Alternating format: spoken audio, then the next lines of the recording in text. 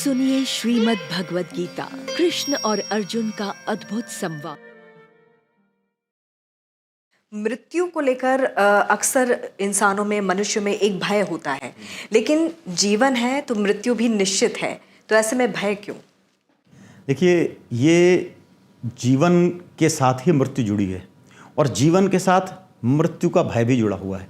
दुनिया में जैसे ही जीवन आया वैसे ही कोई भी जीवित प्राणी सबसे पहली जो कार्य करता है वो अपने जीवन की रक्षा करता है। एक चींटी चल रही है, उसको भी आप उसको पर कुछ भी करोगे, उसको जीवन का खतरा लगेगा, वो जाएगा। एक वायरस भी है, वो भी अपने जीवन की रक्षा करने का पूरा प्रयास करता है।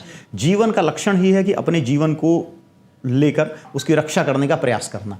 मनुष्य चूंकि चिंतनशील है, विचारशील है, उसको लगता है यार हमारे सारे प्रयत्नों का खात्मा वहीं पे हो जाएगा जहां मेरे जीवन समाप्त हुआ। बहुत सारे दार्शनिक विचारक हैं, जितने भी धर्म आए हैं, उन्होंने मृत्यु के बाद की बहुत सारी बातें अपने अपने ढंग से, तार्किक ढंग से और अपने विचारों के ढंग से कहने की बात की है। क्योंकि मनुष्य को हमेशा रहे कि यार मरने के बाद क्या होता है। सारे शास्त्रों में मरने के बाद की चर्चा की गई, क्योंकि मनुष्य लगता है कि हमारे सारे प्रयत्नों का यही अंत तो नहीं हो जाएगा। मृत्यु का भय एक अनिवार्य, स्वाभाविक, मानवीय है और सारे प्राणियों में ये होता है।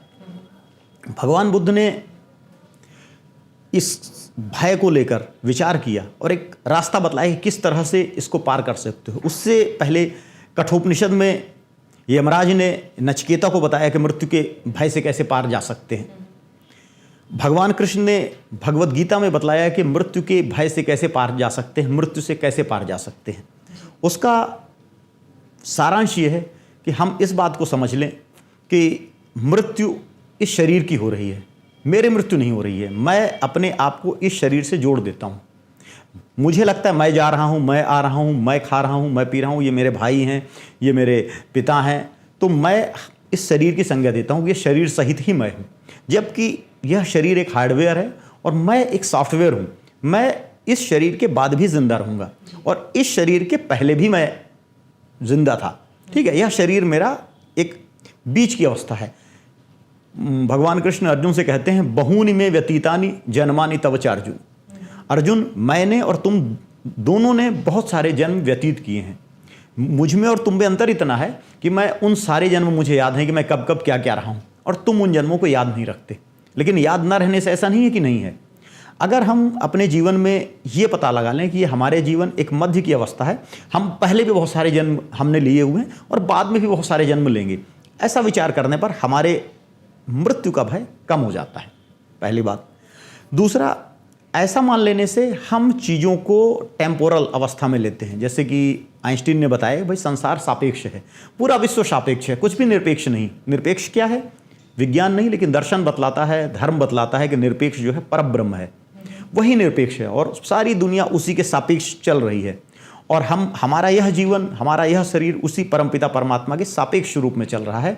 और जब हम इस बात को जान जाते हैं, अपने शरीर को, अपने आप को प्रभु को समर्पण कर देते हैं और सारे कार्य निमित्त भाव से हम कार्य करने लगते हैं, तो हम मृत्यु के भय से भी दूर हो जाते हैं। और ये एक आदर्श है। इस आदर्श के जितना हम पास पहुंच जाएं, भगवान श्री कृष्ण ने अर्जुन को उपदेश दिया कि भाई निमित्त मात्रम भव सव्यसाची, कि निमित्त मात्र होकर अपने जीवन में तुम कार्य करो।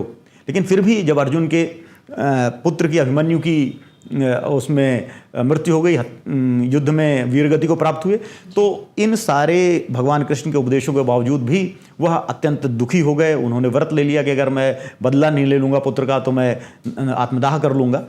तो ये ऐसा उच्च आदर्श है जिसकी ओर हम जितना ज़्यादा जा पाएँ उतना ही अच्छा है। लेकिन फिर भी एक आदर्श है और इस आदर्श की ओर हमें अपने जीवन में आगे बढ़ना चाहिए। कुछ इस जन्म में बढ़ेंगे, कुछ और अगले जन्म में बढ़ेंगे, कुछ और अगले जन्म में बढ़ेंगे, और इस तरह हम आगे बढ़ते रहेंगे। यही हमारे जीवन का आदर्श होना चाहिए। निर्लिप्त भाव से काम करना, निमित्त मात्र काम करना, तभी हम मृत्यु के भय से मुक्त हो सकते हैं।